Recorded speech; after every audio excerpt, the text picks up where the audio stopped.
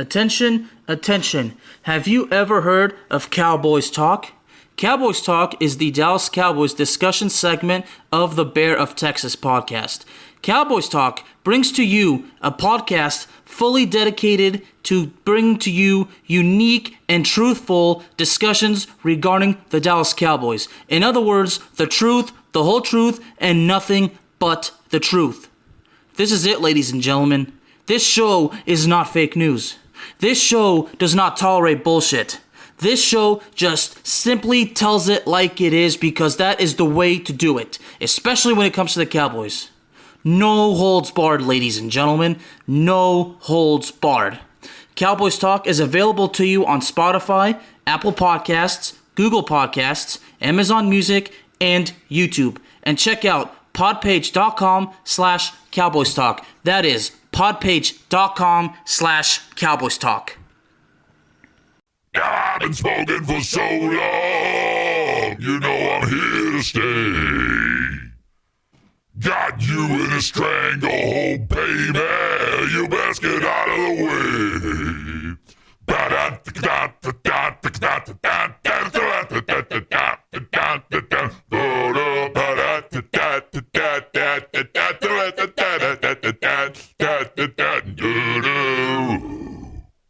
All right, Thomas Howe, here we go. What the fuck was that?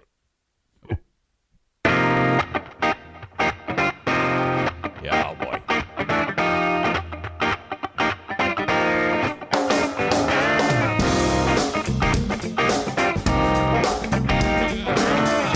Oh my God.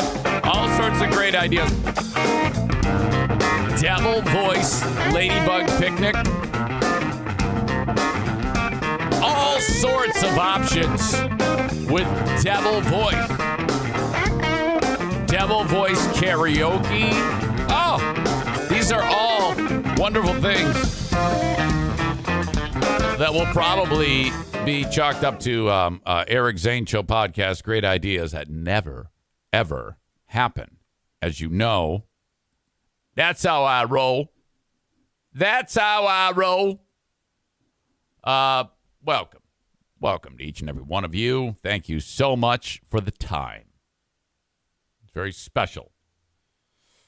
Today is kind of an anniversary, I guess.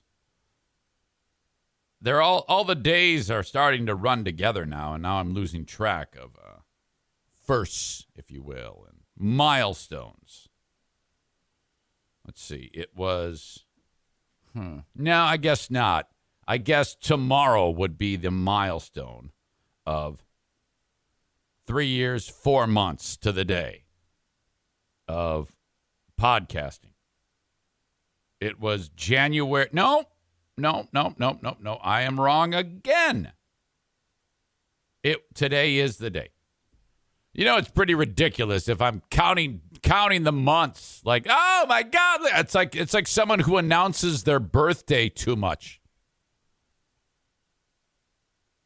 January 6, 2019 was when I did the first ever Eric Zane Show podcast right here with a cell phone and a notebook computer and an unfinished room. So there you go. It's funny. Strangely enough, a lot has changed since then, but a lot has remained the same. 3 years, 4 months to the day. Wow. I'll take it. Welcome into the Eric Zane Show Podcast. This is a daily show where I discuss news, nonsense, and my personal adventures. Each and every day of the work week, I start the show out on Facebook, Twitter, YouTube, and the whole thing runs on Twitch from beginning to end. But after the intro of sorts on Facebook, Twitter, and YouTube, I then cut the cord and then send it along. I send you to twitch.tv/Eric Zane Live.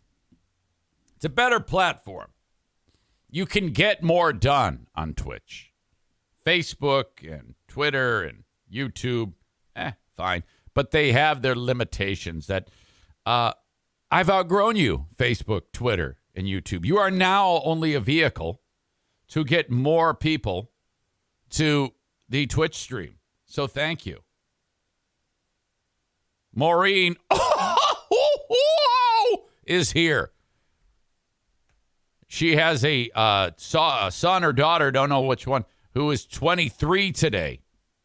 God, we are old, Maureen. We are so old. I noticed that my dear, sweet friend, Bill Simonson, recently posted on his Huge Show Twitter feed, at Huge Show on Facebook, at Huge Show on Twitter, at Huge. This is how the Huge Show starts. Welcome into a Friday edition of the Huge Show. I'm the only show that tells it like it is. I'm the only show that values huge opinions. Call me up and you can share your huge opinion after we go to our croquet insider. And then we'll talk to our horseshoes insider. And then our bocce ball insider. And then our chess insider. But the huge question of the day, and this is the actual tweet. Would you pay $19.99 a month for all of the Wings, Pistons, and Tigers games on Bally Sports Detroit app? I would, and will do it when it launches.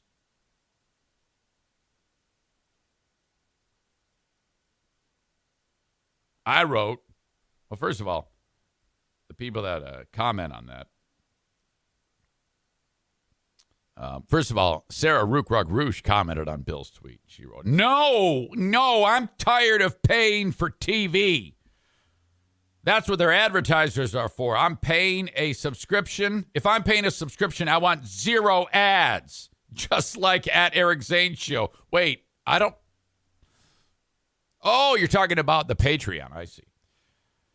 So that's interesting.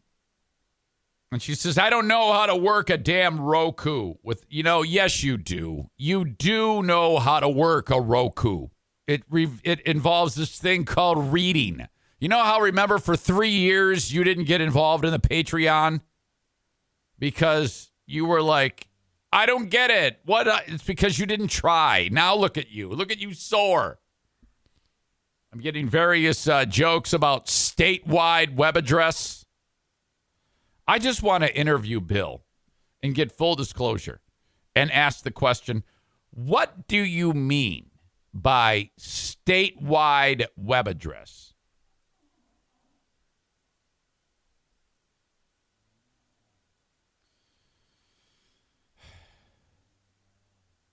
These people write $9.99 is more realistic. That's 25% more than Netflix. And all these people are like, yes, no. I wrote, they should take all this available content from streaming services, combine them into one thing, and price it accordingly. They could call it cable. Sucker. Yeah. The market is now saturated. All the individual channels have become streaming services. I mean, it was fine when it was one. When you could go, all right, you had Netflix. You had Disney Plus or Apple TV. And, even then it's starting to get a little wonky. All the while, I pay a lot of money for cable. People are like, son of a bitch, man. You're paying so much. Why don't you cut the cord? The fuck is wrong with you? You stupid idiot. You got to cut that cord. I go, oh, yeah, I know. I might. How much you pay for your cable? I go, I don't know. It's probably about $200 for internet and cable. Oh, fuck, man. I've got this one, and this one. How much does that cost? Well, if you add them all up, they're $400 a month. But it's worth it, man. I get the convenience of having it on my phone. And I go, well, I get that too. It's the Xfinity app. It has all this shit. And when I hit record, it goes to my phone. So I now feel like you should suck thy dick over this. So I'm back to I never did cut the cord, but now I'm a cord if I had cut the cord, I would have reattached the cord. I support mending the cord. Jacob Bennett is coming over my house today from Bennett Flooring Installation. This will be the second and third rooms. He will be putting flooring in. He did this office we have off the hall. Now he's going to go downstairs while Kyle is working in the basement. I'll say, all right, you two, you got to get along. Kyle, you prime the walls and then paint them. And Jacob, measure this room. Then he's going upstairs. He's measuring another room because Benny pissed on it. And Benny has this extremely nuclear urine. The dog just does not drink enough water. And he peed on the floor, and it was so bad. The smell was so bad. I cut the spot of carpeting up and just threw it away. Just trashed the carpet.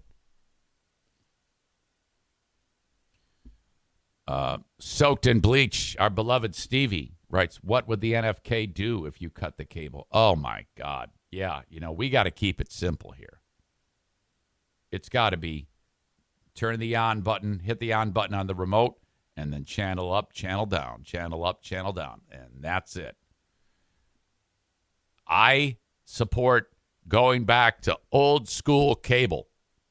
You will save money in my opinion. Adam the Odd says polished concrete in the basement, low maintenance.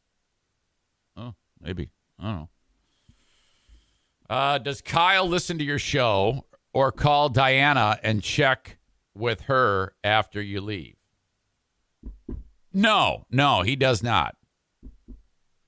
Nothing at all like that. All right. You won't believe this shit that happened to me yesterday. So I've chronicled the dynamic here in the neighborhood. My neighbor, these are some of the sweetest people on the planet. They are known as the Alleluia family. And I'm pretty sure that Mama Alleluia is the person who started the term Karen. Karen! Great Scorsese movie called Goodfellas. Have you heard of it? Karen, we needed that! Karen! Oh, my God, Karen!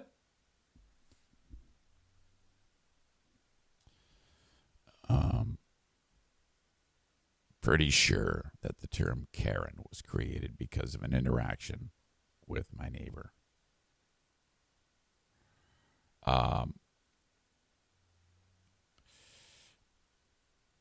Here in the neighborhood, I am the guy who has gotten so busy, as you know, there's no way in hell.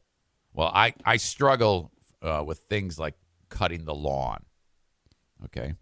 I struggle, and that's the reason why Kyle is here right now, Kyle B., and why Bennett is coming over, because I finally waved the white flag. I said, I do not have the time to do these things. Money well spent. I am 1,000,000% on board. I'll be the first one to admit I was like, I think I can do it, but there's no chance. And then when the lawn gets long, it is not because I'm sitting around doing nothing. I'm going. I'm spread too thin. There's too much happening. But that's changing to some degree. Takes a little while. So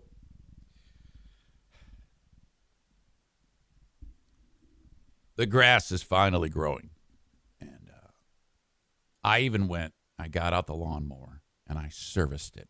cleaned it, changed the oil, and I never do that. I changed the air filter on the thing, and it was in desperate need of maintenance. And this is a lawnmower that it says you will never buy another lawnmower when I bought this thing. And I'm challenging that. I think with my lack of maintenance on it, there's a chance that I could destroy this lawnmower. But I'm coming back now. And so the idea is, and then I told you I've been spraying the Roundup on the grass, the Roundup that kills the weeds, not the grass. They have a product like that. And so I've been like paying attention to that. And then I got to put down my crabgrass preventer / fertilizer, and I have to do it like yesterday. Yesterday was my time to do it, and I had to get it done before the Ben and Eric Patreon podcast. And so I got back from the gym, taking care of myself now, 4 days in a row. And then I go, all right, I got to get this lawn mowed, and I got to get that crabgrass preventer down now because it's going to rain tonight, and I need that to happen.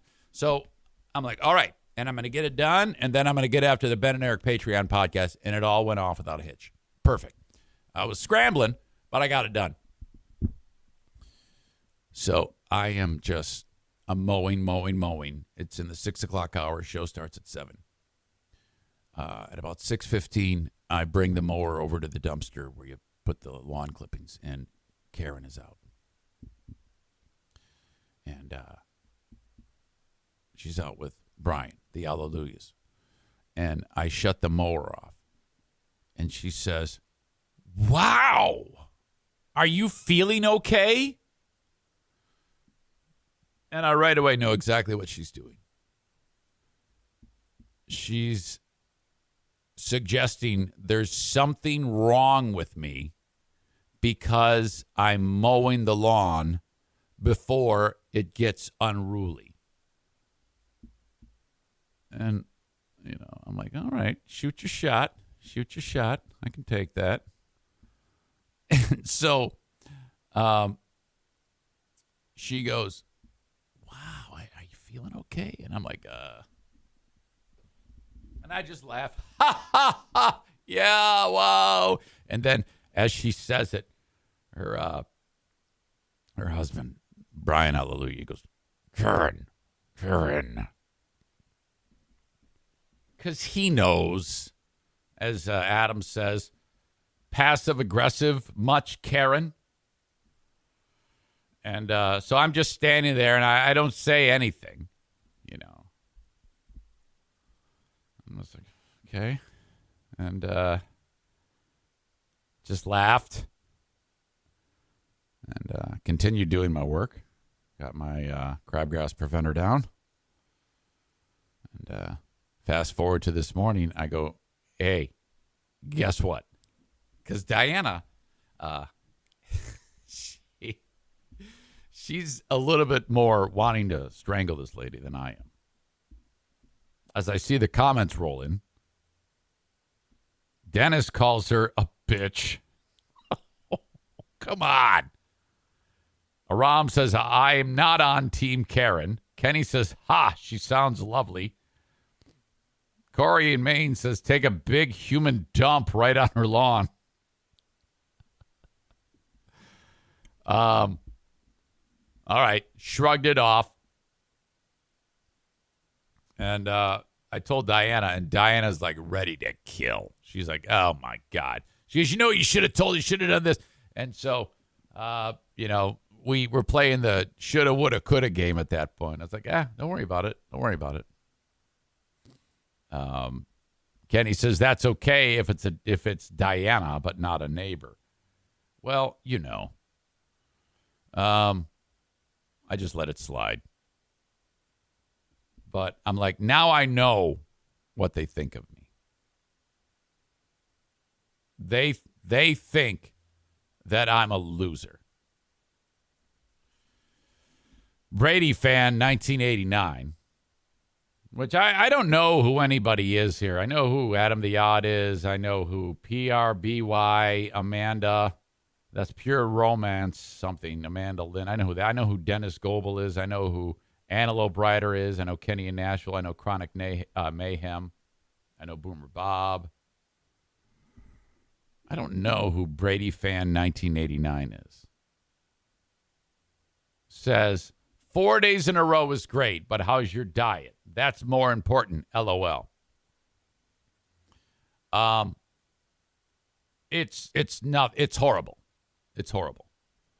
But I'm just trying to get a week's worth of workouts in before I can, everything has been just a failure for quite some time. So one thing at a time. I'm trying to get a week's worth of appropriate workouts in the books. One thing at a time. Still fat as shit. Brady fan 1989. Someone born in 1989 who likes goats. I get it. Greatest of all time. Radio voice Linda is here. Cocktail sauce MF. Give her a moon. Adam says, look, honey, the sluggard's treating his lawn. Let's mock him, shall we? All right. That's kind of like what was wrapping up my day yesterday. I felt like saying, I don't know. I'm just so busy. I've got so much going on. I'm caring for my brother-in-law. I'm trying to keep this business afloat. Takes all my time and energy. I work really hard at it. Sometimes I just don't have time. It's not like I'm sitting around. That would have been okay to explain that to her. I'm like, you know what? It's not even worth it. It's not even worth it. I'm just going to move on. But I knew I'd get some mileage out of it. I knew I would. Madison is coming home today. I have to wrap up this show, and I have to drive over to the college, pick her up, and get her back here. 1 year in the books, just like that. Just like that. Hard to believe. I just found out she's probably going to need some postgraduate work, so it's God. I have a story that I have to get into about forgiving student debt. Huh? We're going to kick that one around in a bit. Last night, the Ben and Eric Patreon podcast. Several highlights. Saul, blind boy Saul, was here. And we brought up the topic about consuming edibles. Now, this is not anything that I'm interested in. But within seconds after discussing it, after bringing it up, various members of the audience were like reaching within arm's length and saying, yeah, here's what I eat. All these candies, and I'm not kidding you.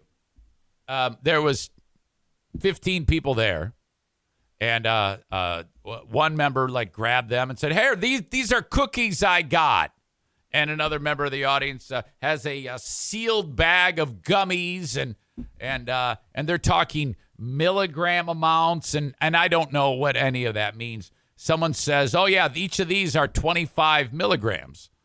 Now, that to me doesn't sound like a lot, but I would take a whole bunch of those and put like several hundred milligrams in my mouth and eat them like candy. And it makes me wonder if that has ever happened since these product lines started to develop as years have gone on. If like the first guy who wanted it, he thought it was like the regular gummies that aren't laced with THC. And just did that. I mean, I wonder if that's ever taken place. Can you imagine the amount of how high you would be if you did that? Because I learned after the fact that just one of those gummy squares is very potent. You'd want to like break it in like a quarter or something like that. So Saul is like, yeah, hey, I think I would like to try an edible. And we're like, okay. And so I said, well, Saul, I know you're, over 21, but I think you should ask your mother about that. I think you should talk to, because he lives with his mom. And, so then he disappears and comes back and he goes, I don't think I'll be trying an edible. And so I don't know if he had a discussion with her and she freaked out or what, but just the idea that that event could have happened. I'm also realizing the large number of people that listen to this show that consume this stuff. Tyler says, does Saul realize what edibles are? I'm pretty sure. Brady fan 1989 says, I think you should consume edibles, Zane. I think it'll help. It'll help with what? What are you suggesting? That I'm in need? That I need help? No. That's fun to talk about. He says, I've read it helps with anxiety and ADHD. No, well, okay. Hold on. Stop right there.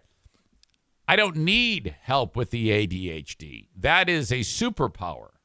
You realize that, don't you? We would have no show if the ADHD was regulated to some degree. Hence, my discussion with my doctor when he looked at the results of my test that I took, and he goes, "Oh, you're extreme ADHD." And I said, "Oh, wow. What do I do?" And he said, "Nothing." And I go, "What do you mean?" He goes, "You're 50 years old. You've adapted. There is no need to medicate this." I go, "Oh, okay. Well, that's kind of neat." And he said, "Okay." And so the anxiety also, my anxiety is in check. I'm good to go. If I would just refill my prescription, which was another talking point on the Ben and Eric Patreon podcast. People who eat that, take edibles, that is awesome. I think it's wonderful. But I'm kind of exempt from that because I have the whole sobriety thing. So I kind of can't, so I don't really desire to do that. And it frightens me, frankly, because then I already don't get anything done. Well, I mean, I get stuff done, but I get stuff done like in this room, like for the podcast. But, I have to budget my time to be able to do things like mow the lawn so that Karen can be impressed with me. But if I am consuming something that, alters my mindset, that might be just the thing that puts me over the edge and nothing gets done except laughing and giggling and, whatever it may be. I would just rather not make my life any more complex than it is right now. But I appreciate the offer and the suggestion. Corey writes, I have an honest question. I have a question about addiction. If you were addicted to one substance, does that mean you have to stay away from all others as well? Well, for me, yes. And that's generally the thought process, Like if you go from one addictive substance, whether psychologically addictive or physically addictive, to another, you have to kind of find something that is not destructive to be addicted to. Some people go from addiction to alcohol to illicit affairs, and that's not good. Or chemicals or whatever. But generally, an idiotic brain like mine, probably good. I mean, even if you go from alcohol to cigarettes, some argue that, 6 of one, half dozen of the other. Of course, cigarettes is probably not going to cause you to slam your car into a family of 5 and kill everybody, but it's still, A lot of times you go to those meetings and people are just smoking and drinking coffee, and it's like, oh, fuck. And a white knuckle ride.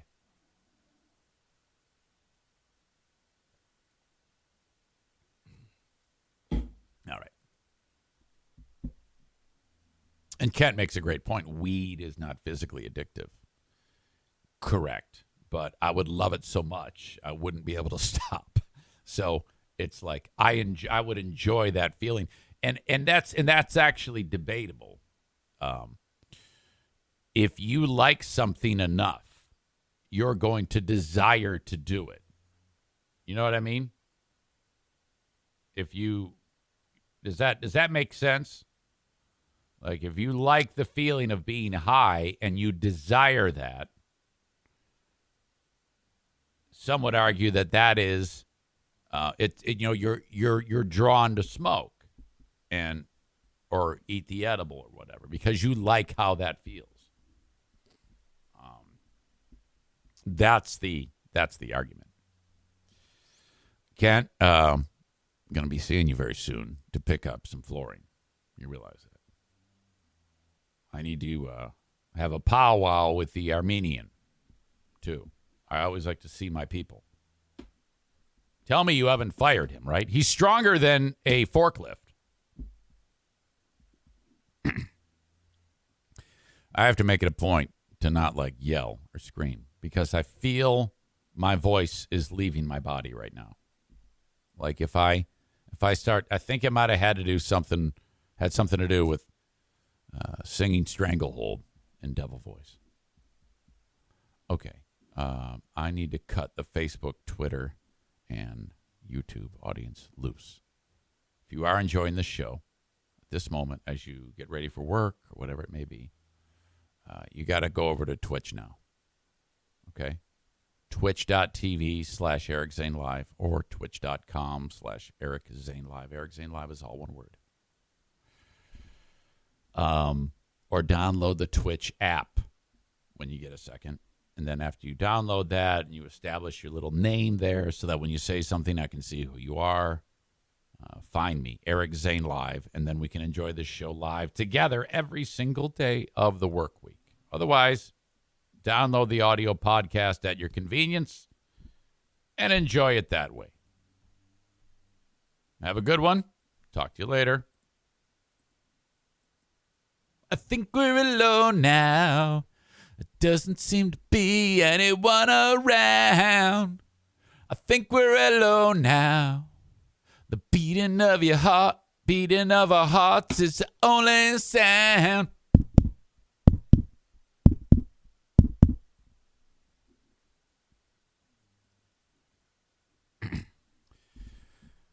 Kent says you can also get a CBD-only edible, which has no psychoactive effects, but is calming and is what aids with anxiety, depression, and can help with sleep. Yeah, I think that is a thing that people do utilize.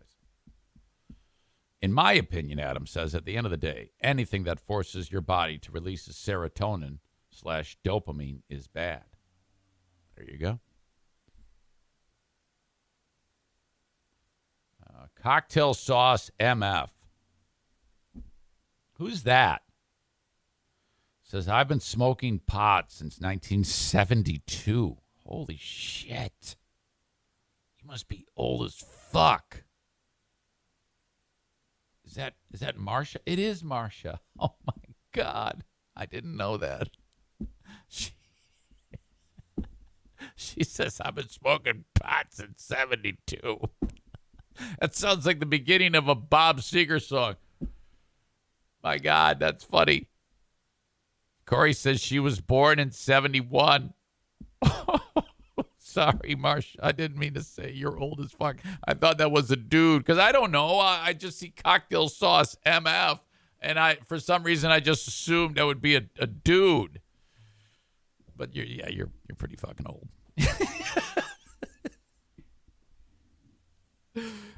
What the fuck? You're still hot as hell. You know? I mean, you got it. Everybody knows it. Listen. Marsha. Wait, now it says, I am a dude. And she's got a man? She has a man. Wow. Why am I just hearing about this now? That is exciting news because I was going to recommend, Kenny, who Amanda says is sturdy. A sturdy man. All right. Oh, my God. All right. Of course, Twitch brought to you by Irvine's Auto Repair, Grand Rapids Hybrid and EV. Facebook also brought to you by Irvine's. Thank you so much to them. Facebook.com/Eric Zane fan page. Twitter is a Blue Frost IT joint. Thank you. And the almighty YouTube brought to you by Frank Fuss, My Policy Shop Insurance at buyinsurancehere.com. Okay. I saw this story, and this is pretty much a pass to go right to hell. Every so often, you hear about somebody who comes up with the bright idea. This is horrible karma. To fake cancer in order to raise money for themselves, to swindle money from people. This crazy bitch, Amanda Christine Riley, a 36-year-old, told everybody, I've got cancer. I need money. And she received tons of cash and donations through this fake fundraising scheme. She was sentenced this week to 5 years in prison for this. She pleaded guilty to one count of wire fraud in October. Federal authorities said she raised $105,513 in the fraud scheme after she said, hey, I've got Hodgkin's lymphoma. She received those donations because of this scheme. This all began in 2012. This isn't like some loser person. Well, she is a loser, but it isn't like a person she's very educated. A principal of a school, okay,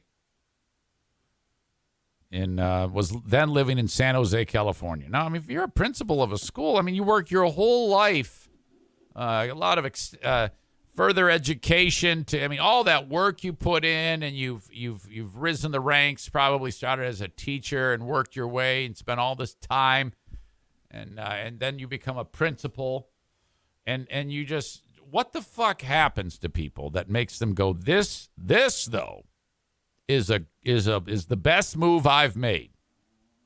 Claiming to the world that I have cancer. Let's be honest here. Teachers and principals are already the chosen people. They work 9 months a year, and they get to complain to everyone all the time about how underpaid they are. And they sit there and whine about how difficult their job is. And the whole world has to go, yeah, we know, and we love you for it, and keep fighting the good fight. And then they sit there and they'll put a Facebook post out and say, oh, I'm doing a fundraiser to buy Kleenex and pencils for the kids because the state won't provide money, so I have to pay for it out of my own pocket. Like, yeah, you should. You should. Mr. and Miss Summer Vacation. What the fuck? Totally kidding. I can't even get behind any bit of this troll.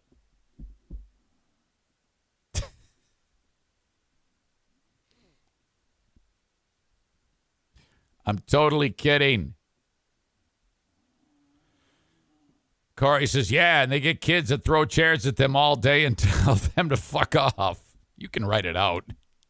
They need to have the summer months off to deal with the mental trauma of the other 9 months that they were put through.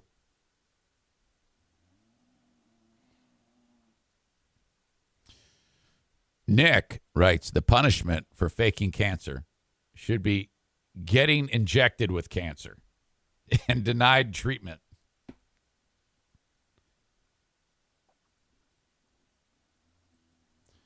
Okay. She was a principal. Again, I'm sorry. My energy is down today. I do not feel good.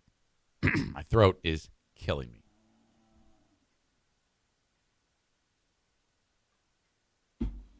Oh, my God.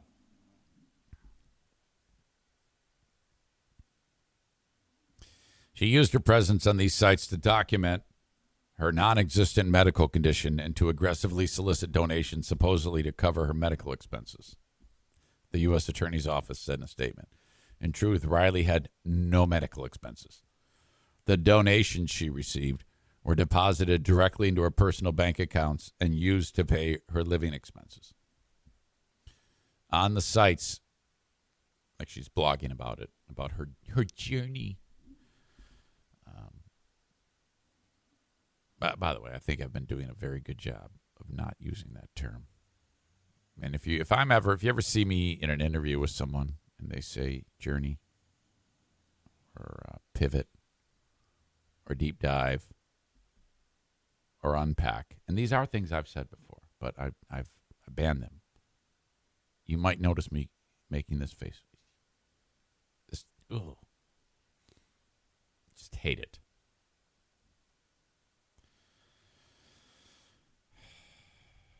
On the site, she wrote about her so-called cancer journey and the treatment she was receiving, even posting photos of her hospital stays, the drugs she was taking, and the chemotherapy side effects she was experiencing. She had none of that. This is what I think. This is what I think about this.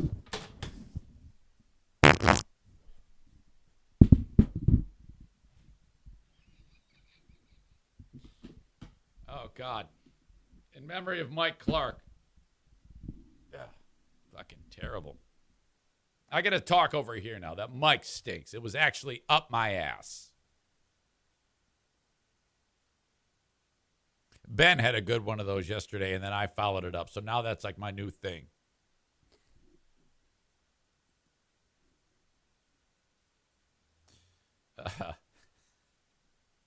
That's going to itch when it dries. And juicy. Yeah, that was a real flapper. Smells like condoms.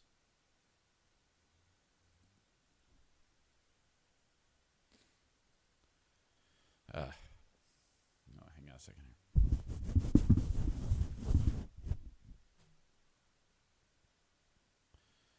here. She also shaved her head to make it look like she lost her hair due to cancer treatment. Her blog titled Lymphoma Can Suck It also contained a link to support a page titled Amanda's Battle with Cancer, where you could donate money. Oh, no. In addition, prosecutors said Riley falsified medical records, forged physician's letters and medical certifications, and attacked anyone who suggested she was lying. Prosecutors said her scheme unraveled in 2019 after an investigation by the IRS and the San Jose Police Department. How many times have I told you, don't buy anything big? You got a lot of heat on us right now. There you are, you buy a pink Cadillac. Take the fur coat off. Take it back. Take it back. It's your second Goodfellas reference of the day. Riley is required to pay back the money she bilked from donors. Her public defender could not be reached for comment, and that's it. That is ba-da-ba-ba-da-ba. Enjoy your 5 years in prison. What an asshole. I wonder if she has any family. Way to go, you greedy bitch. No, I haven't watched Goodfellas in a while. I haven't watched that film from beginning to end in years. It's just scenes every now and then. Lately on the Patreon, we've been watching scenes from another Scorsese movie called The Wolf of Wall Street. And I was shocked by the amount of people who hadn't seen that movie. I'm showing these great scenes, great dialogue moments. Which, and people are like, oh, God, I never saw this. Like, what the fuck is wrong with you guys? What the fuck? I can't figure out who I like better. It's been a competition between Tarantino and Scorsese, Christopher Nolan. You know. Chris talks about the story, part of the film when DiCaprio's character, Jordan Belfort, drives the Ferrari. Oh, God, so great. All right. Join me on Patreon later on today. Patreon, patreon.com/Eric Zane.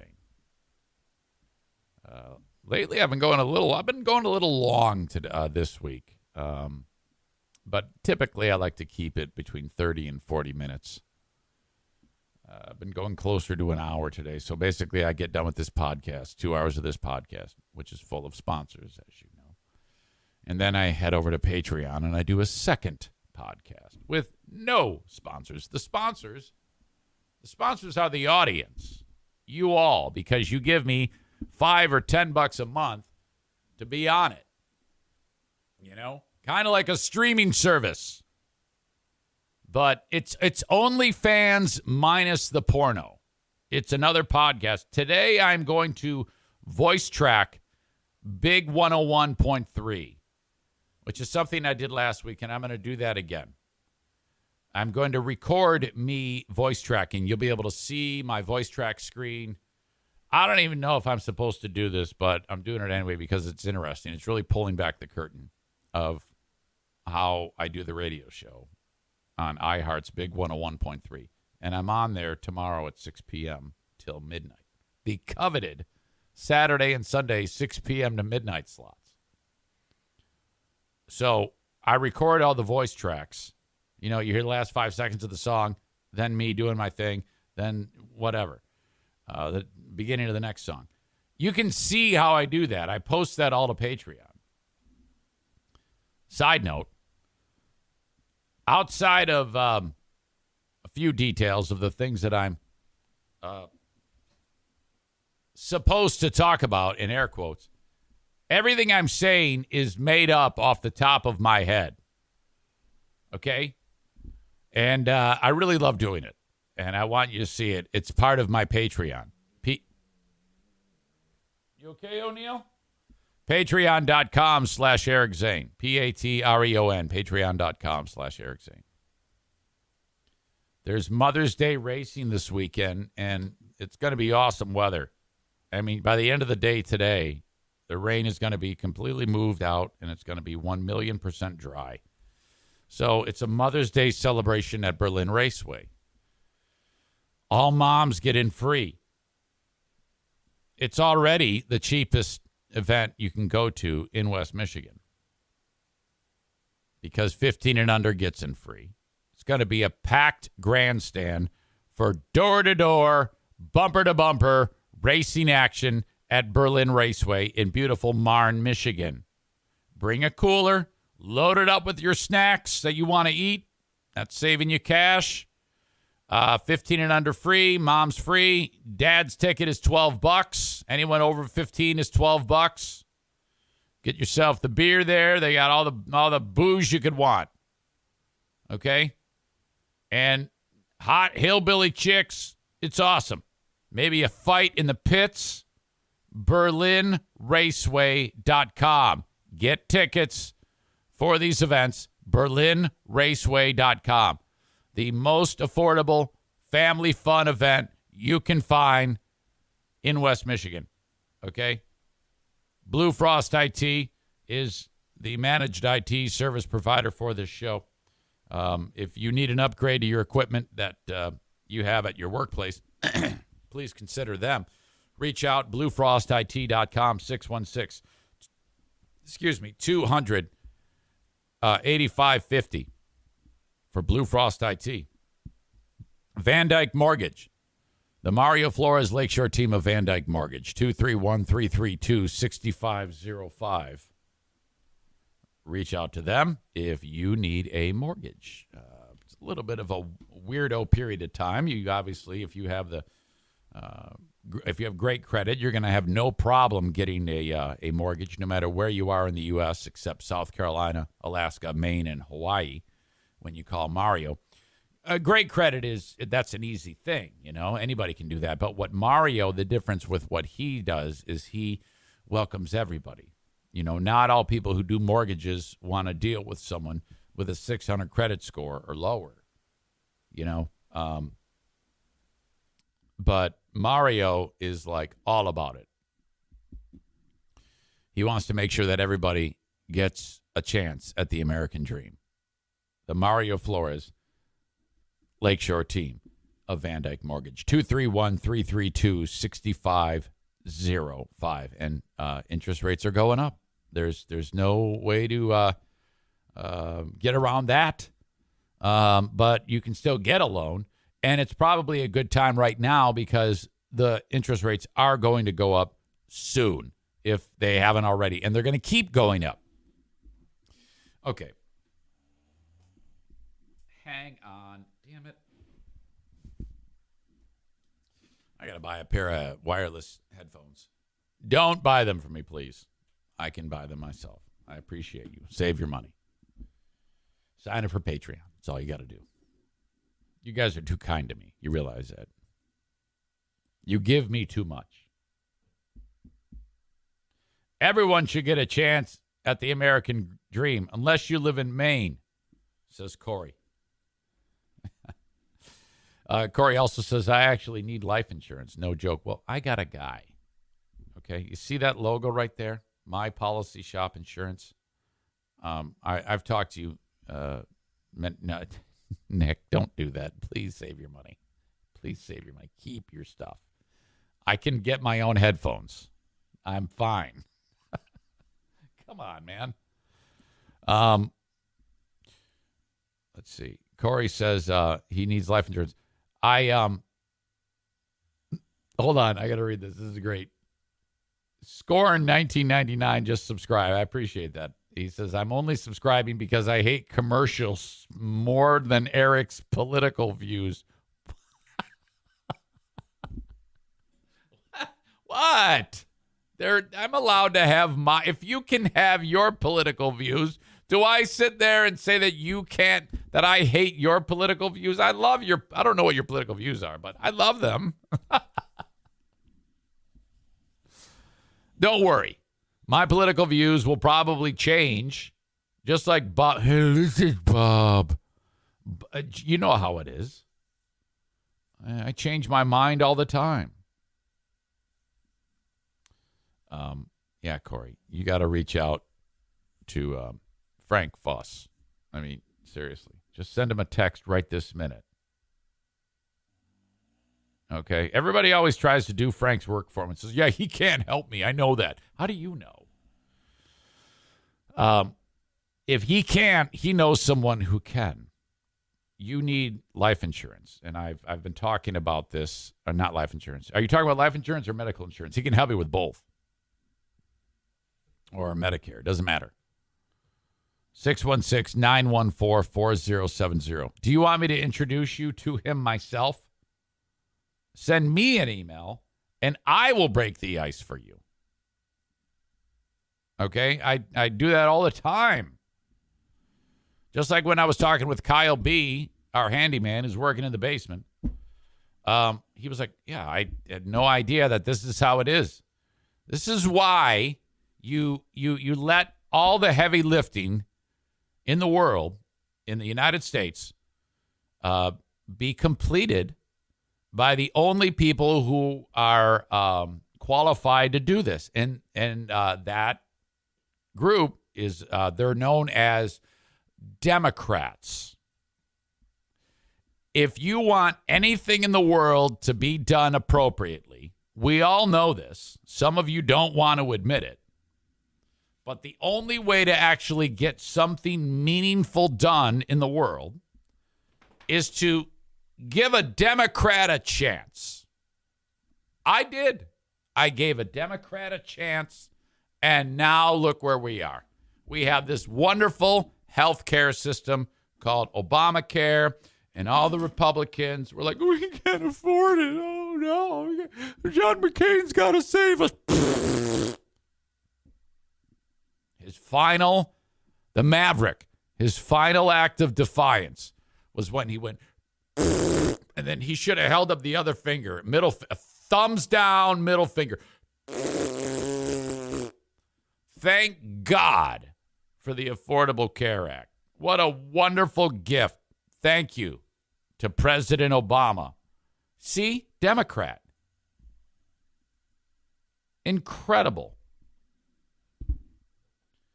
So, Corey, because of the hard work of Democrats, you can get insurance. Affordable insurance to keep you healthy. And that makes me happy because you're probably not very healthy. If you're a listener of this show, most aren't. Look at Kyle. He writes, I got my insurance refund yesterday thanks to Gretchen Whitmer. The next election cycle, there should be 0 Republican votes. It should be all Republican. It should be all Democratic votes. Stevie says we're not healthy. Well, maybe some of you are. Sorry, my troll game is big today. You know me. I have a strong troll game. What'd you do there, Stevie? Did you fall asleep on the keyboard or something? Okay.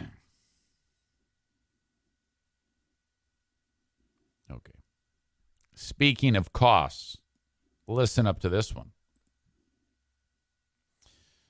The Attorney General for the state of Michigan, her name's Dana Nessel, okay? And now I don't know about this. I'm a little bit concerned. I'm kind of on the fence with the idea of the federal government forgiving student debt. Okay? Some people go to college and then they take loans and they rack up a ton of debt. And now the idea is, okay, let's just wipe it all out. They don't have to pay that back. And, okay, so Biden was like, well, maybe $10,000. Maybe I'll let $10,000 slide. And, maybe. Then they can pay some of it back. I guess my question is, what's wrong with borrowing, getting through school, and then working hard and paying it back? Is that too much to ask? Let's say you have $70,000 in student loan debt, and you graduate college, and you get a teaching certificate, and you're making $45,000, and you have to pay that back. Now, I guess if you're like, oh, why, that's such a huge amount of money that I have to pay back on this low interest loan. How am I? It's like 6 to 1, half dozen to the other. I'm kind of spinning my wheels here. Well, yeah, but you did get the education that you knew this going in, for starters. So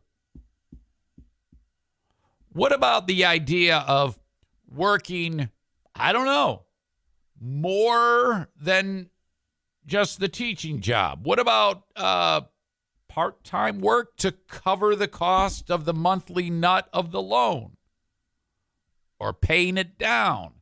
Let's say you pay $500 a month on the loan, but you work hard and you're able to put $1,000 towards the loan a month because you're working extra. There's 1,000,000,001 things anyone can do. especially someone, Okay, a quick word for drizzly.com, DRIZLY.com.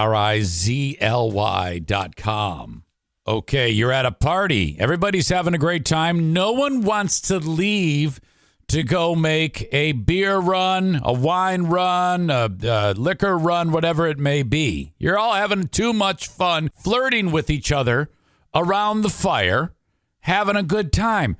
Okay, let's go to drizzly.com, pick out what we want, and before you know it, some dude is dropping it off. Oh my gosh. Why did it take so long for something as amazing as this to become available? You can also go to the Drizzly app or drizzly.com, DRIZLY.com, and send a gift to someone. That's awesome, too. Drizzly, the most convenient way to buy beer, wine, and spirits with delivery to your doorstep in under 60 minutes. It's the #1 app for alcohol delivery. That's DRIZLY.com. Drizzly's giving every new customer $5 off their first order. Just use the promo code FAST5, FAST, the number 5, at checkout. Convenience of home delivery in under 60 minutes. Get it when you need it. It's a great gift as well. Drizzly.com, DRIZLY.com. Fast 5 at checkout to save $5. Young, with all the energy in the world. So I don't know if I buy this, let's wipe out the debt. I think I might draw the line there. I'm not so in bed with the Democrats that I think that even that is a good idea. And by the way, how is that fair for the lady or the dude who decides to, learn a skill or a trade? So you're telling me that the student is going to get all of this free cash, and the person who immediately learned a trade and entered the workforce gets nothing? That's kind of a screw job. You see, it's shit like that. That's such a bad look that pisses people off who work blue-collar jobs. I don't know if I like that at all. Look at this kid. This kid's hanging up a sign. American University student Magnolia Mead. Oh, Magnolia, you say. Puts up posters near the White House promoting student loan debt forgiveness. President Biden, not 10,000, not 50,000. No means testing. I don't know what that means. Cancel student debt. All of it. Yeah, why don't you fuck off? No. Nobody twisted your arm to go to college. You knew what you were getting into. Come on. I had $100,000 in student loan debt, and I paid back, and it was an 8% loan. 8% loan. 7.99, actually. And I had and this is when I started making excellent money, which you guys all know that story. And I had a guy who would give me like advice, and his advice wasn't good. And so I had a friend of mine who does that for a living, takes care of finance. He says, can you let me see what you're doing and I can give you some advice? And I said, yes, I want you to do that. And the first thing he said was, he goes, okay, you mean to tell me, he goes, the first thing, don't worry about saving any money. You need to beg, borrow, steal yesterday and pay this student loan off as quickly as possible. Why whoever this person is hasn't told you that is shocking. Before you do anything, pay this off. And fortunately, Now, I'm different. I was different than the person I described to you who would actually, I had a huge income at the time, and I paid that fucking shit off as quickly as possible. Thank God. Because I had somebody telling me, whatever. Yeah. I'm like, what? That's 8% interest. Holy shit. But my point is, work a little. Put a little something into it. I mean, you racked up that debt, and my God, a lot of time. Well, when it comes to federal student aid, they base those loans on need. It's very important, and what they do is they pull back everything. They look at the student and they look at the mom and dad. So they're like, well, you can't get a loan. Make your parents pay for it. So that's where I'm at right now, thank God. We're very fortunate.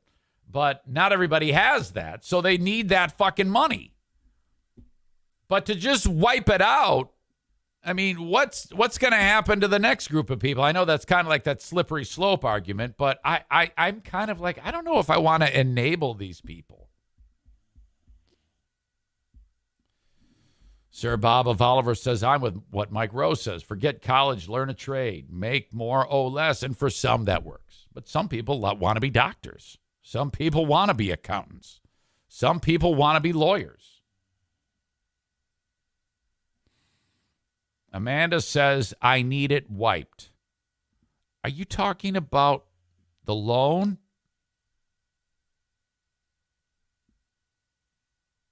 Or are you talking about something? See, Pellerita was right there. But I was there first. She says, I have $40,000 on my loan. That's actually for Mariah. Well, too bad. Work more. Pay your loan. You borrowed it. You pay it off. If you'd quit spending time on here typing, you'd...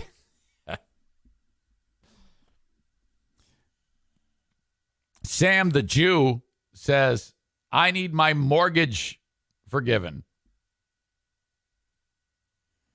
Amanda says she borrowed it, not me. Well, then she doesn't. So did you do the loan did you do the thing where they said it's immediately you have to start paying it off? Is that how that worked? Well, I mean, you're going to have to figure that. Yeah, apparently you got to figure that shit out. And she needs to work and pay you now. That's the way it goes. Well, anyway,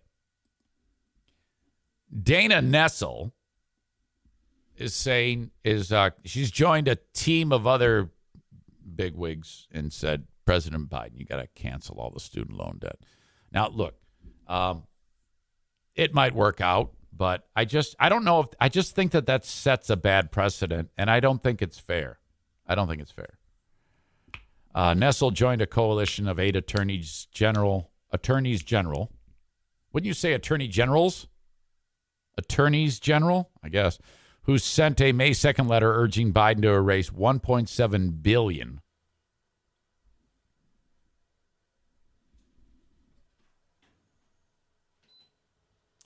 in federal student debt. They want the president to exercise executive authority under the Higher Education Act to cancel the debt. Such action would benefit millions of borrowers and be one of the most impactful racial and economic justice initiatives in recent memory, the letter said. AGs from New York, Hawaii, Illinois, Minnesota, New Mexico, Puerto Rico, and Washington also signed the letter. Why are AGs getting involved in this? As the enforcers of state consumer protection laws, they have experienced firsthand the catastrophic effects of student debt, including wage garnishment, seizures of Social Security payments, and loss of tax credits. Well, yeah, exactly. They know going in. Work, pay your debt, move on. Can you imagine if every bozo like Amanda's daughter took a loan, worked, and then paid it? Let's say dropped an extra $600-700 a month towards the principal. Okay? Paid it in due time. And then instead of spending that $600 or $700 a month that they were earning extra, kept it up and actually saved it, how much better off they would be? How much of an ass kicker they would be looked at as? Instead, they're going, my name is Amanda's daughter. I can't. I worked 31 hours this week. I just can't do it anymore. Oh, fuck. What a crock of shit.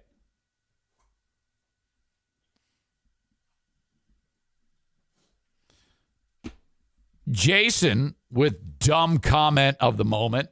Hard to come up with $600 extra a month with inflation through the roof. Have you lost your mind? Do you realize with the click of a button, you could be working and earning that? If you break that down by week, that's what? $150 a week. You could fucking do DoorDash for a weekend and earn that. So don't give me that bullshit. What a liberal thing to say. I'm disgusted that Mr. MAGA himself would say such a pussy statement as that. Hard to come up. Hard to come up with $600 a month with inflation through the roof. I'm a 7-foot pussy with a giant dick. I can't do it. What a child. How horrible. That's embarrassing. You might as well delete it. Oh, my God. All right. That's enough of that. I think my work is done there. I want to share a video. There is a new rule in baseball, totally different topic, that is being tried out in the minor leagues of baseball. And what they have here is a timer on the batter. And after every pitch, the umpire is keeping track of the time. And I think it's like 8 seconds. And if you're not ready, they call a strike. We pick it up with this guy, this batter. He has 2 strikes on him. Check swing on a pitch up and away. 2 balls, 2 strikes the count. Michael Goldberg on deck. William Simonite will also bat in this inning. Hounds on the board. It's 4. Check swing on a pitch up and away. 2 balls, 2 strikes the count. Watch. Michael Goldberg. Hold on a second. I just had a bad feeling. No, it's there. Okay. I thought I was screwing that up. I'm such an asshole. Check swing on a pitch up and away. 2 balls, 2 strikes the count. Michael Goldberg on deck. William Simonite will also bat in this inning. Hounds on the board. It's 4-1. Call him out. Oh, and this time, the first time we've seen a guy out on this is going to be yep, strike. He's out. Jordan doesn't quite understand it. He was just called out. He took too much time, so and out is Jordan Diaz. Did you see that? Watch it again. Check swing on a pitch Okay. up and away. So the catcher just got the previous pitch. He just threw it back to the pitcher. Okay? Check swing on a pitch up and away. 2 balls, 2 strikes the count. Michael Goldberg on deck. William Simonite will also bat in this inning. Hounds on the board. It's 4-1 though. Oh, and this time, the first time we've seen a guy out on this is. Yep, strike. He's out. Jordan doesn't quite understand it. He was called out. He took too much time, so an automatic strike is called, and out is Jordan Diaz. We'll check. Oh my God, is that awesome? I think they need to decrease the time. You know? I think that they need to actually make it less amount of time. Maybe like 1 or 2 seconds. Jesus. That is sweet. Holy crap. getting back to our Marcia says, my son-in-law works so much now, I hardly see him. Great work ethic. Oh, I believe it. I don't know. Looks like you guys are going to have to come up with $600. Buy less booze. There you go. It's the Schaefer Economic Recovery Plan. Spend less on booze, cigarettes, and pot. Boom, $600. There you go.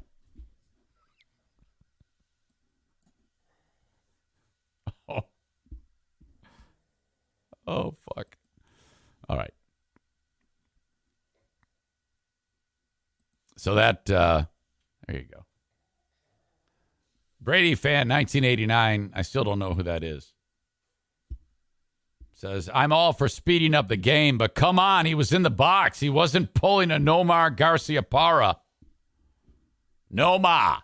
No, but that was awesome. I say increase it or make it less. 2 seconds. 2 seconds is what you need. If you are not ready within 2 seconds and the pitcher is not ready, he can either call a ball or a strike. All for it, because these games still are way too fucking long. Cameo.com/Eric Zane. With all the money you're saving on booze, cigarettes, working longer hours, you can buy a Cameo. Cameo.com/Eric Zane. If you have a special mother for Mother's Day, think about that. I would love to send something along for your sweet mother. Cameo.com/Eric Zane. We already talked about Corey calling up Frank Fuss, 616-914-4070. That is 616-914-4070. Paintball War number 19. You might have to cut out paintball wars. God forbid, you know. TC Paintball. Paintball War number 19. The summer slaughter happens on Sunday, the 26th of June. I would love to see you there. TCPaintballGR.com. A great, fun time. Love it so much. Just don't cut out Patreon. If you cut out Patreon, that's a huge mistake. Don't do that. TC Paintball. For what is it anyway for the Paintball War? Was it $39? I forget. It's been so long. I got to figure that out. Been way too long. My brain is just not with it today. TCPaintballGR.com. Thank you. Full House Comedy. You got comedy shows going on this weekend. FullHouseComedy.com. Fashion designer Kate Spade. Didn't know who she was. I guess married to. She passed away. She is the brother-in-law, or was the brother-in-law, of David Spade. Tragically, in June of 2018, Kate Spade committed suicide. She hanged herself. I always want to say hung herself. Can you say both? Incredible life. Giant name in fashion. She actually worked in the accessories department at Mademoiselle magazine. She left in 1991. And eventually, she got into the business of affordable and sensible handbags and decided to create her own. It took off like a bat out of hell. You got a Kate Spade handbag. Oh, my God. Awesome. This is an incredible success story. Okay? She made 6 prototypes of her bags with Scotch tape and paper. And then she discovered a manufacturer in East New York willing to work with a startup to produce the bags. This is all in 1993. Andy Spade, brother of David Spade, withdrew his 401k pension. And they were sometimes paying their employees with personal checks. They spent their shipping season living at friends' apartments since their own was filled with boxed handbags. And then they worked and worked and worked. They were able to establish the brand. Remarkable story of entrepreneurship and stick-to-itiveness. Her passing was a shock to people. Mental illness. 2018, the passing of Kate Spade. Hanged is past tense. Hung, I think, is present tense. Thank you. Why? Why am I breaking down the illustrious life of Kate Spade? Well, I'm going to tell you right now.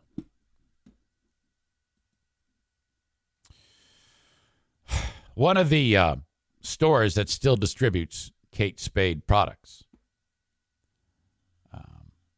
she does her company. The late Kate Spade's company does a lot more than handbags now. It's all sorts of accessories, including perfumes and whatnot.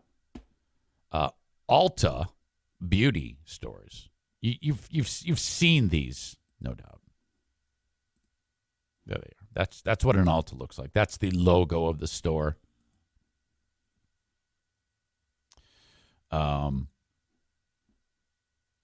International cosmetics company Ulta Beauty is apologizing because they sent out a direct email piece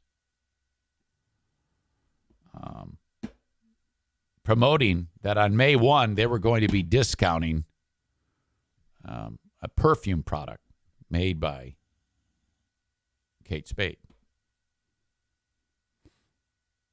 It said, "Come hang with Kate Spade." What? Yeah. They sent out an email that said, look I'm going to show it to you right now. The woman has only been dead a handful of years. She hung herself. They sent out a promotional piece that said, the NYC It Girl is back. Come hang with Kate Spade. Holy shit. Oh, my God. How the fuck is that even possible? Even if it's some newbie who has no idea, some new person to the marketing team that just got brought on from college and is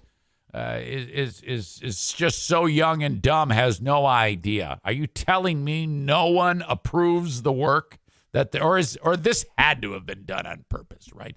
This is someone within Ulta Beauty had a bad experience with Kate Spade and is kicking her while she's dead. Come hang with Kate Spade? Holy fuck. Oh, no. Jason says, etched into the crown molding, Spade was here. That is a Shawshank reference. Oh, my God.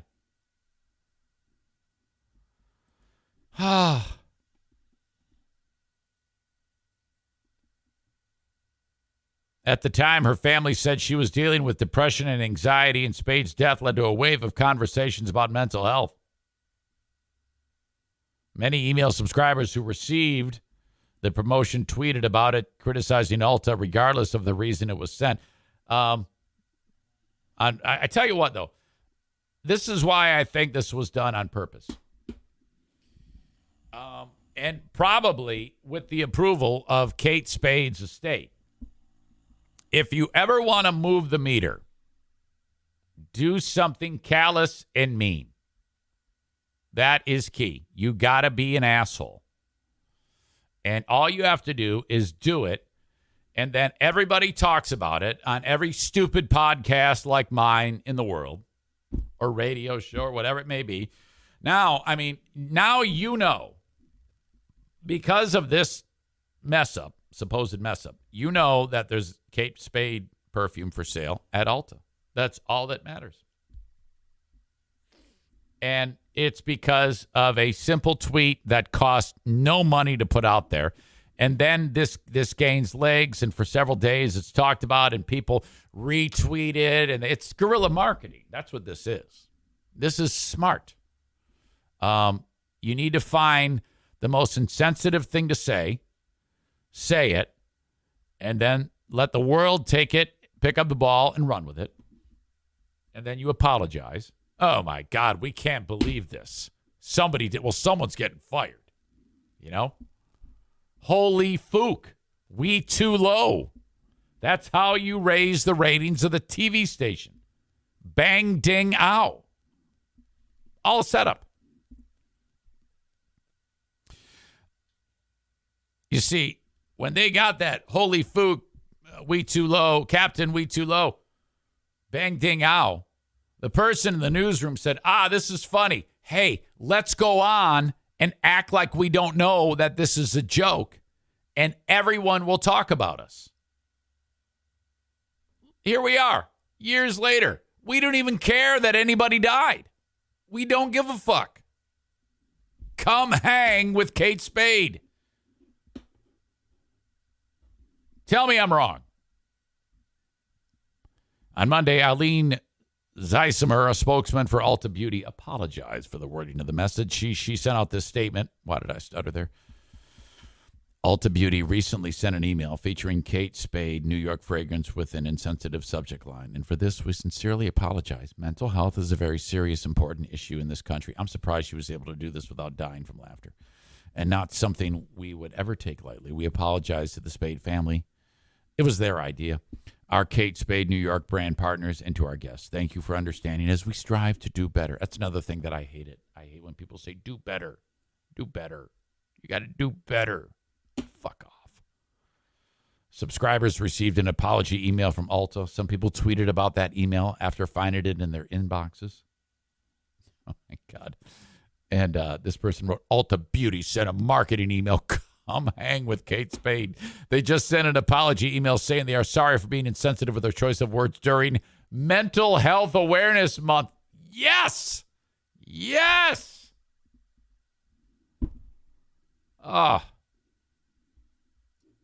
So this was, in my opinion, raise your hand virtually if you think that this was all planned.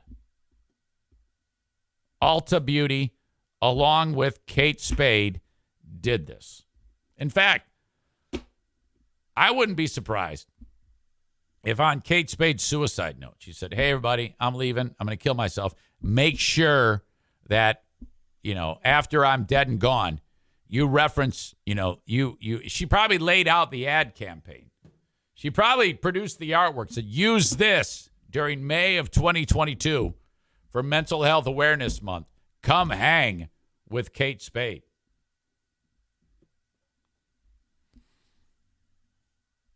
Corey says, do better is almost as bad as thoughts and prayers. I like thoughts and prayers. Thoughts and prayers is okay.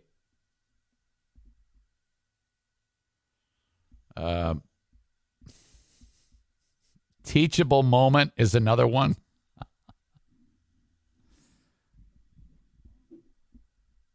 Let me read you a text I got once. I'll have to keep some of the things on the down low.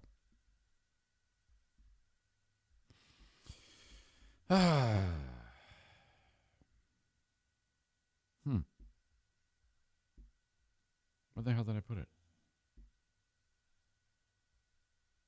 Oh.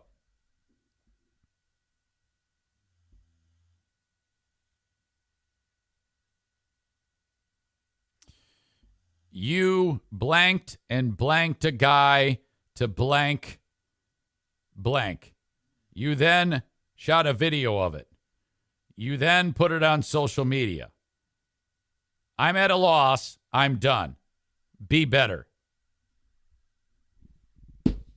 Some of you will figure out the context, idiot, context of that. I argue that it was better.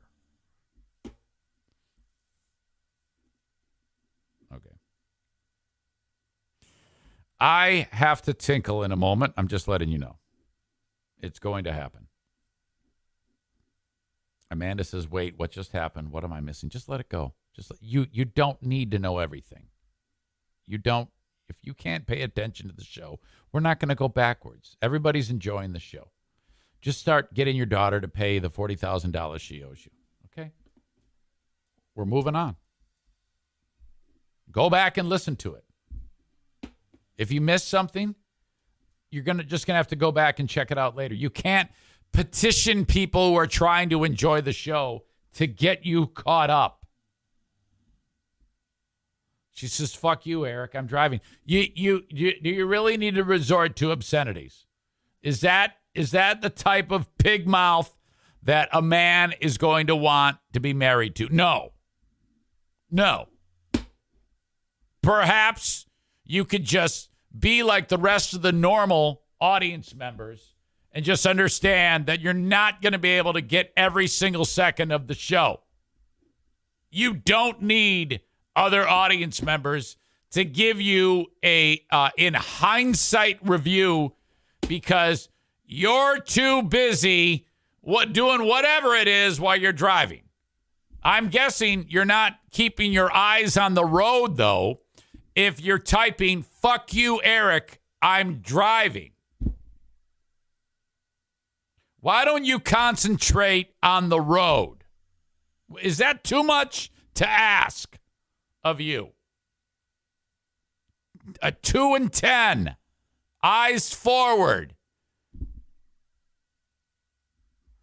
And I'm not typing. I'm doing voice to text, you asshole. And I'm trying to run a business while I'm driving. You're trying to run a business. You're doing voice to text and you're driving. You know what else you're doing? You're dying. You're going to die. All right? You're going to get into a wreck and you're going to go flying out of the windshield. And it's going to be one titty goes one way and the other giant titty goes the other way. And I've seen the size of your tits. They're enormous. If one tit strikes a child at 70 miles an hour, it's, like that Russian ship that got sunk by the Ukrainians. Stop trying to kill people with your fucking melon jugs. Holy shit.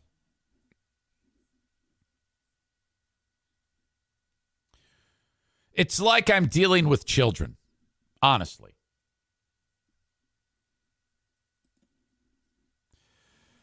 I would love to help your business.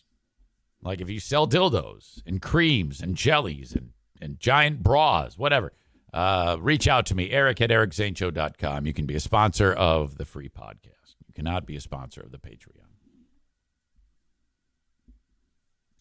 Irvine's Auto Repair, Grand Rapids Hybrid NEV. By the way, that rant about your monster tits that you're going to kill someone with, that really hurt me. I told you, my voice is killing me.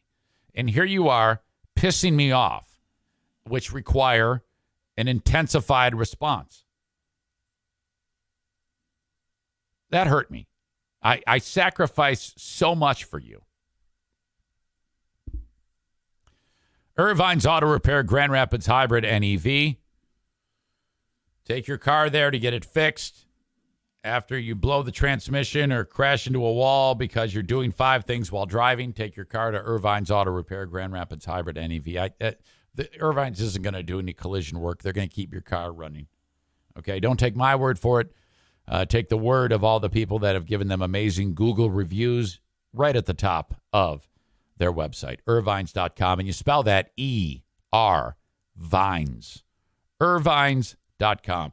Great place to get your vehicle repaired in West Michigan. All of West Michigan. You can come from up north, out west, Muskegon, Kalamazoo, even Lansing. The beauty of it is you get free loaner cars. Excuse me. You get free loaner. Hang on. You get free loaner cars. You can drop it off whenever you want. You can pick it up whenever you want. Pay over the phone. It's awesome.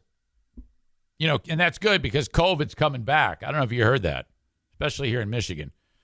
As you know, this state is full of the dumbest people in the entire United States. 9.5 million people here, and most are dumb. And because of stupidity now, COVID is back, and it's going to take us all over again. And I, for one, am excited about that. Some of my most pleasant times, with the exception of the death of my mother, have been when COVID has been killing. And it has led to some of the best podcasting I've ever done. And so that's why I'm very thankful for COVID. Okay? If it weren't for COVID, I would be a lot less happy. Okay? So new variants are coming all the time, and I'm overjoyed with that. And all of you dum-dums are making it so that it's taking off again, which allows me to rant and make fun of you. As I said, I lost my mother, but because of COVID, I did not have to sit through Jackie's graduation, which was horrible. Those graduation ceremonies where 90,000 students pack an arena, and one by one, these little assholes with all that student debt come up on stage. You get this stupid thing, and then they go, "Oh yeah, cancel my debt. I can't pay it. I can only work 40 hours." All that bullshit. That was an even trade. Okay? Someone said, "You lost your mother. COVID has been terrible for you." I go, "Yeah, but I didn't have to sit through the GVSU graduation. I call it a wash. It is a fair trade."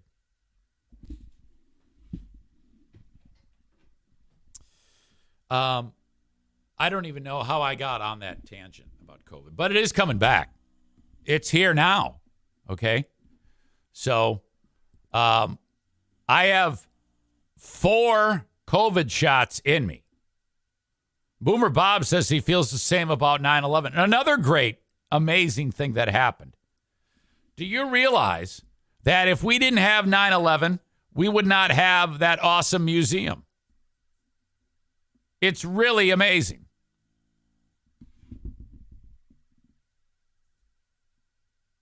Chris says elections are coming. Of course, it's coming back. Yeah, that's an opinion that it is. Whenever there's an election coming, you bring COVID back. Well, if let the ends justify the means. I wouldn't be surprised if they're using planes to crop dust it over us, and I would say that's a win. Stevie says my coworker is out with COVID right now. 4 shots. Yeah, I know. Need 5. So I am putting, our kids are putting up signs that say cancel the debt. I'm saying weekly shots. We need weekly shots. Okay? That's what we need. And that's what I've got my fingers crossed for. I need to see those numbers going up. We need more variants. Let's work on creating more variants. Am I crazy for thinking that? I mean, is that just, seriously. Anyway, back to Irvine's Auto Repair, Grand Rapids Hybrid and EV. Thank you so much, guys. A&E Heating and Cooling, 616-516-8579. Have one of Team Macho show up at your house and make the ovaries pop. A&E Heating and Cooling, $79. Get the AC tuned up. I believe that's happening here at the house here coming up in a matter of days. A&E Heating and Cooling, 616-516-8579. Do not just flip on the AC. Get it tuned up, okay? I want you to stay right there. You know what? I've only got 18 minutes left, but I got to pee so bad I might hurt myself. I'll be right back, okay? Oh, boy.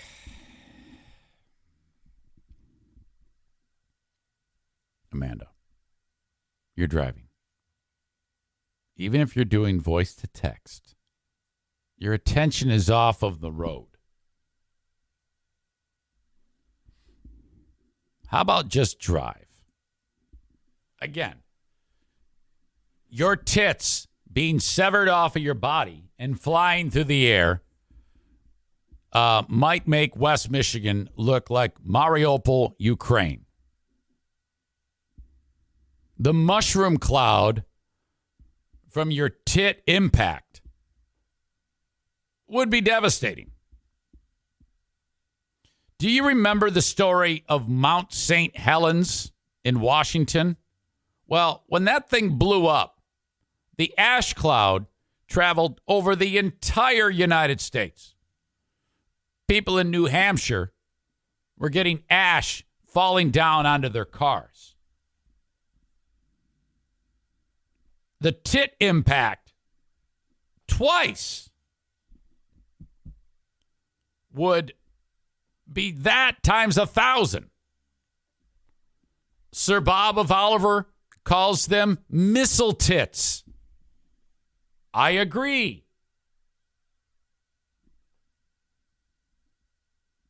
Tyler writes, if she gets in an accident and is trapped in her car, she could use one of her tits to break out a window to climb out.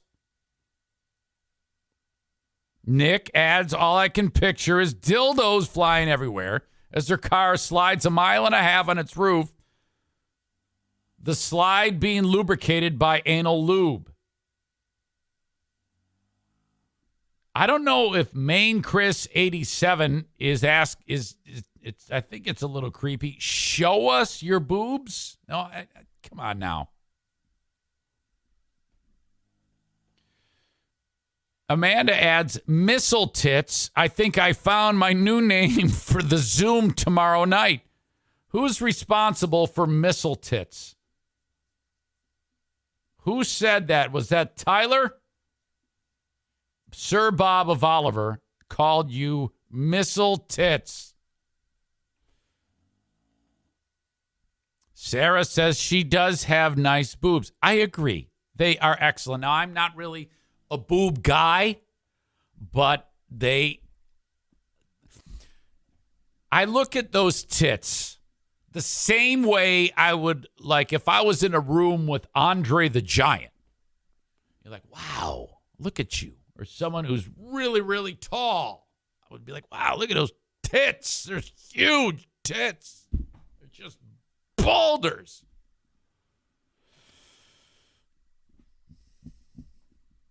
Bob says this is why Eric cannot handle edibles.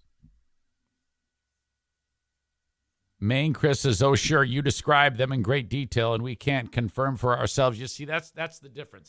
That's what too often listeners like you do. You got to understand. Your job as the listener is to listen. My job is to comment, occasionally use jokes like missile tits. That's good. But suggesting that you want to see her breasts is insanity. It's too much. You can't do that.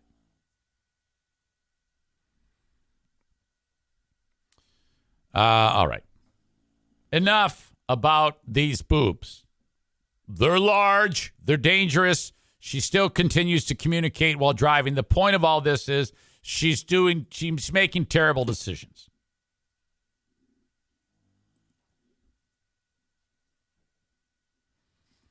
So one of the Russian one of the Russian soldiers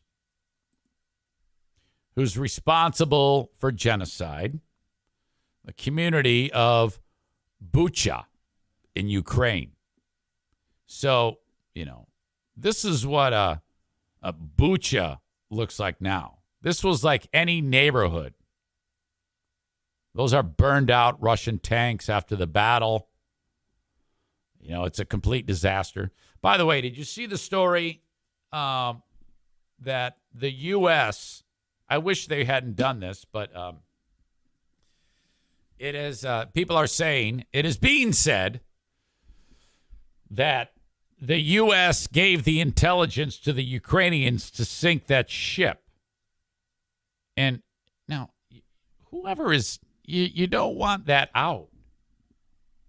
Okay? You wanna keep that on the down low. So basically, the U.S. gave all the intelligence needed to the Ukrainians to fire whatever type of ordnance to sink a destroyer, whatever the fuck it was. And so now the Russians know this. And whoever the asshole is who's letting that information out, if you're Russia, if I'm Russia, essentially you're fighting a war with all these NATO countries, but the Ukrainians are doing the heavy lifting. We're sending the absolute best military equipment, and so are all these other countries. Turkey, the UK, all these surrounding countries who have unbelievable arsenals of military capacity, top-notch technology, even better than the Russians. And we're hand-delivering them to them, and we're also giving them intelligence. Here, you want to launch one at this coordinates, and you're probably going to have a vessel sunk, and it worked. So if I'm Russia, I'm like, well, what the fuck? I'm really technically at war with the rest of the world. What is going to keep them from just lobbing nuclear weapons? It's like it is a World War III by proxy is what we are in right now. I believe that. So that's just kind of weird. I mean, it's a little staggering to me that that information is even available. I mean, people got to learn to keep that shit on the down low. If we're going to assist, can there at least be some type of secrecy here? I mean, it's one thing to let out Supreme Court leaks, but who's the asshole that's making it known that the U.S. is in fact, hey, shoot here?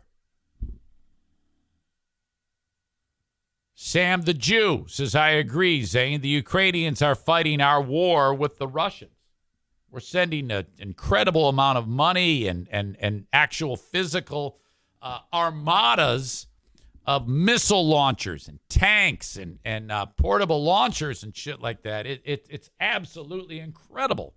The Ukrainians are armed as well, not in the same numbers, but as well with better technology than the Russians.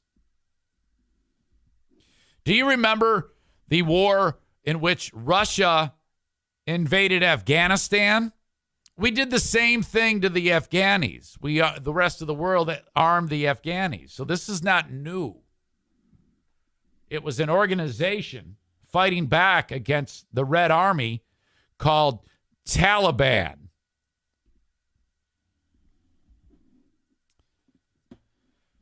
All right. Bob says, only reason our government doesn't want nukes used is because they couldn't spend all the money they are making off this war. Yeah, I don't, maybe. I mean, so wait, the money our government is making off the war, our government is giving the weaponry to them. And I don't know what they're getting back for that. There's companies in America making weaponry with government contracts, but I don't know if that necessarily equates to the government is actually making the money. Nick adds, our representatives have figured out a way to avoid having to convince Congress to go to war, and that's by paying others to be mercenaries for us. Yes. I like that. I don't have a problem with that. Fuck it. I mean, you can't just let Putin run roughshod through the fucking all these areas of Europe and Asia. Of course. Russians have always sucked at fighting. The only reason they won battles in World War II is because they just threw a ton of bodies at the fights. They have no tactical expertise. Aha. However, I saw on that special about World War II that the battle for Stalingrad, that there was actually, yes, they did put a lot of people at it, but the way that they flanked the Germans and surrounded them and cut them off was tactical brilliance, frankly. Yes, a lot of people had to do that, but what the fuck? It's war. It doesn't matter how you win as long as you win, right? So I think that that's partly true, but maybe not totally true, unless they've forgotten everything they've ever learned. You know, they had a bunch of generals in there that were taken out because of American intelligence, as far as I understand. So if you're Russia, you're like, well, wait a minute. Why aren't we bombing the United States? Why aren't we nuking the U.S.? That's what frightens me. That's why I now have 4 gallons of water in my bunker.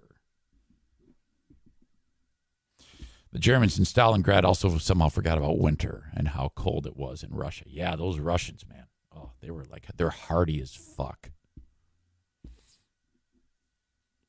Flanking attacks get advantage. D&D core rules. I think I've played Dungeons and Dragons about 5 times. I was a child, and I loved it. It was so awesome. Holy shit. Okay. I have exhausted the strength in my throat, and I need to drink something warm, not semen. I've got Kyle's coming over. I've got Jacob Bennett is coming over. So I'm going to end this damn thing. All right? Nick, who's kind of a dick, writes, you don't have a bunker. You have a basement. A bunker is below ground with airlocks. Shut up. Okay? Shut up and go make another dumb motorcycle vehicle. Another dumb motorcycle video. The guy puts his camera on his stupid toy and then just rides around for like 5 hours and then looks at it while he's riding the motorcycle and communicates with people. He's like typing while he's on the stupid motorcycle. First of all, reason 1 why you're dumb. No helmet. I'm free. That's reason 1A why you're dumb.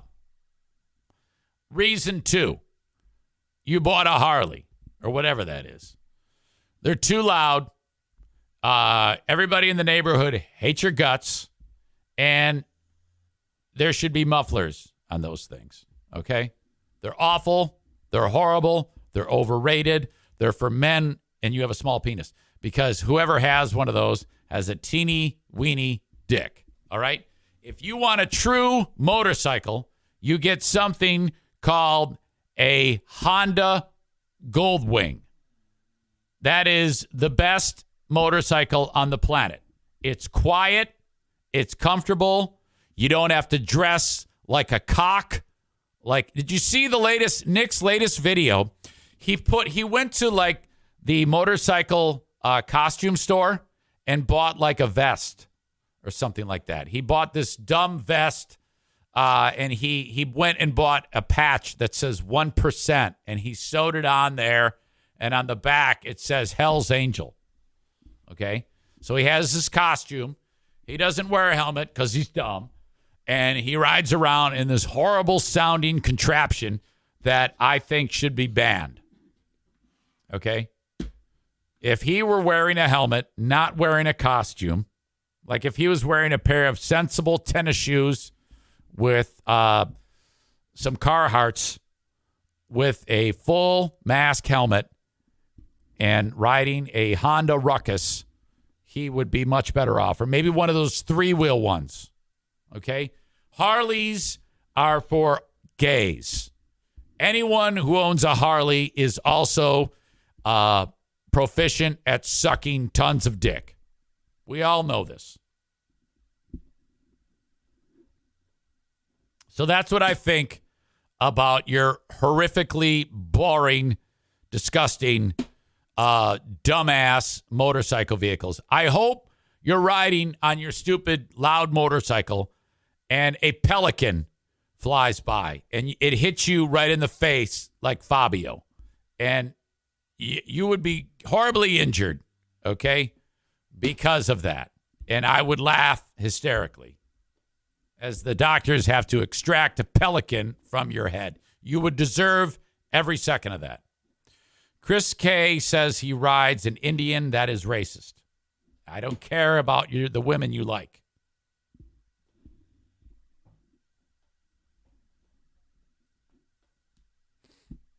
Yeah, Tyler says, what about if, well, maybe Amanda's missile tit will fly all the way over to Maine and hit Nick in the face while he's out riding. Can you imagine that?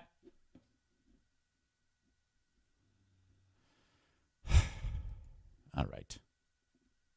I've got merch. None of you want it. Everyone hates me.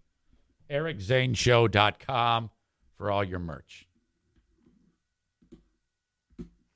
This was the look that I got yesterday. These are the looks I got while doing the Ben and Eric Patreon podcast. This is the average viewer of the Ben and Eric Patreon podcast. Facial passive aggressiveness.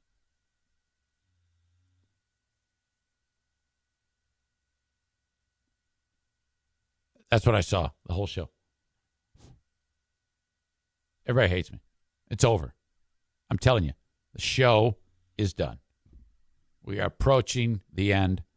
And, you know, I'm going to keep doing the best I can. Keep plugging along. But, you know. Radio voice Linda says, well, when someone talks about killing kittens, well, I wasn't talking about killing kittens. I'm with you. I was making that face too. That's Chris, that knucklehead in Minnesota. I think he, I don't have an opinion on that because I don't have all the information, but it sure does seem like there's some dead cats now. You're right. That was bad. Aren't you supposed to squeeze your knees together on the guy who was driving the bike? That is what I was told. Bye, everyone. Have a Zaniac weekend. That is Marcia, who's been smoking pot since 72. That's a lost Bob Seger album. Smoking pot since 72.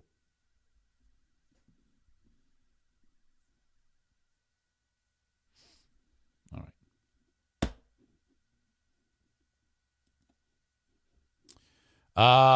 Where was I? I didn't even get to that story about that guy in Russia. So I'm going to save that for the Patreon. Remember, I was talking to you about this? I'm going to save that for the Patreon. Okay? I got off on a tangent, which is kind of what I do. Jacob Bennett is here. I'm going to see him. Bennett Flooring Installation, 616-318-0167. You've got the flooring. They install. 616-318-0167. Hey, this is Jacob. That's how he picks it up. The flooring you buy, Johnson's Carpet One Floor and Home in Grandville, Michigan. Mention my name, save 10%. Bosco's Pub in Hudsonville, Michigan. Get a Luigi. Amazing burger with mozzarella sticks. Might have to go there and get one this weekend. Thank you, Bosco's Pub. The asshole of the day.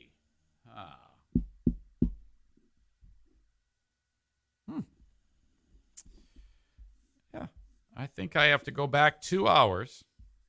Story of my neighbor with that passive-aggressive bullshit.